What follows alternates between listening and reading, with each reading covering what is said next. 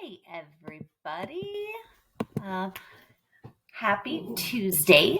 Want to get you guys started off with our next set of chapters. So I am combining chapters 17 and 18. They really link together well. So 17 is a lot about banking, banking services, what banks offer, some of the legal things that go with banks.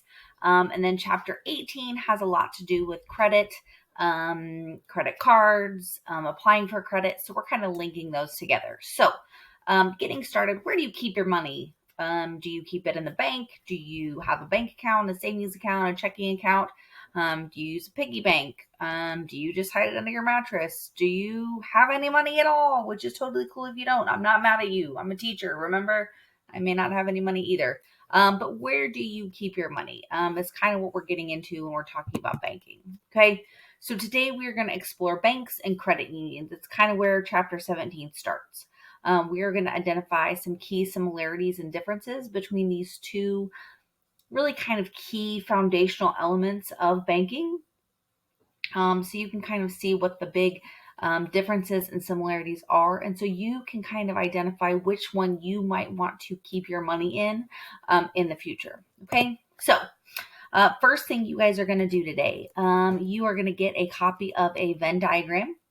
And you are going to get a copy of two articles. One is What is a Bank? And one is What is a Credit Union?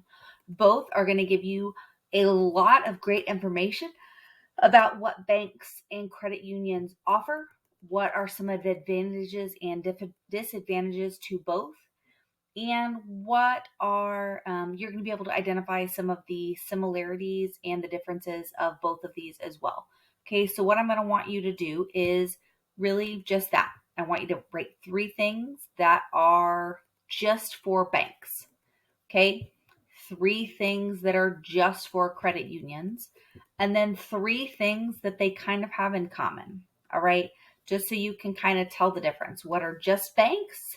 What are just credit unions? And then what do they have kind of similar to all money housing places? Okay. Some other things to kind of pick up on here are really some of those advantages and disadvantages to using one over the other.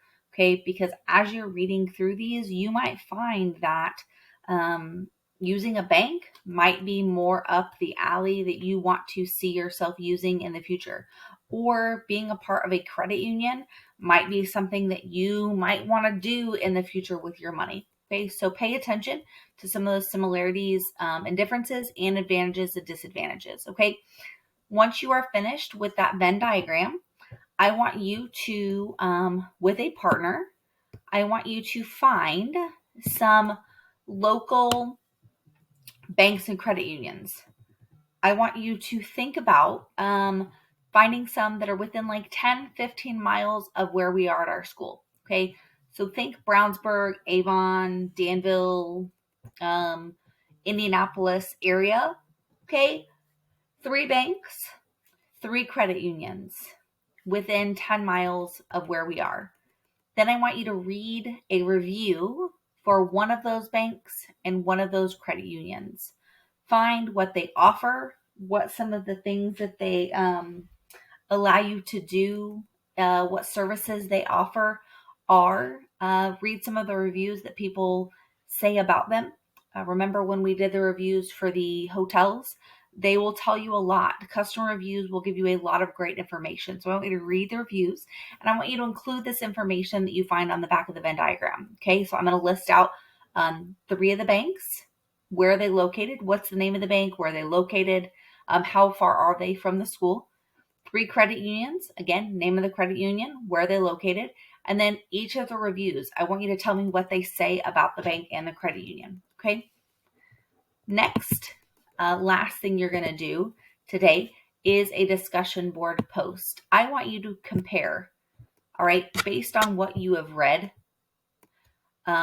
researched, and done with your reviews. Do you think it is better to put your money in a bank or a credit union? There is no wrong answer here. Okay. I just want your opinion based on what you have read, researched, and found. Do you think it is better to put your money in a bank or a credit union, and be able to back up your reasoning with your research. Okay, so tell me why. Then I want you to read and reply to 2 of your classmates. Make sure your replies are substantial. They need to be meaningful. Do not just put, yep, I agree. Make sure you are adding to their post, add to their discussion with more depth and information. Okay, so you have 3 tasks to do today.